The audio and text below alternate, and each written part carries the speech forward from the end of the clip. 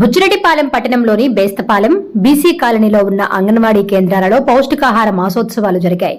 Anganwadi supervisor Shakuntala నేతృత్వంలో కార్యకర్తలు సింధూర, సుమలత పౌష్టికాహార మాసోత్సవాలను నిర్వహించారు. ఈ కార్యక్రమానికి ముఖ్య అతిథిగా అర్బన్ వైద్యాధికారి మనోజ్ హాజరై గర్భిణీలకు, బాలింతలకు పౌష్టికాహారం తీసుకోవడం ద్వారా వచ్చే లాభాలను వివరించారు. ఈ సందర్భంగా ఆయన మాట్లాడుతూ అంగన్వాడీ కేంద్రాలలో గర్భిణీలకు రక్తహీనత రాకుండా ప్రతిరోజు పౌష్టికాహారాన్ని అందిస్తున్నారన్నారు. అంతేకాక పిల్లలకు బాలామృతం, పాలను అందిస్తున్నారని తెలిపారు. ప్రతి ఒక్కరూ అంగన్వాడీ కేంద్రాల్లో ఇచ్చే పౌష్టికాహారాలను సద్వినియోగం చేసుకోవాలని కోరారు. పిల్లలకు వ్యాక్సినేషన్ కూడా వేయించాలని సూచించారు. ఈ కార్యక్రమంలో మహిళా police Lakshmi, doctor Vishnu, ANM Kamakshamma, anganwadi కార్యకర్తలు వాసవి, సుబ్బమ్మ, సుప్రజ, ఝాన్సీ, ఆశా కార్యకర్తలు సునంద, శ్రీదేవి, నాగేశ్వరి తదితరులు పాల్గొన్నారు.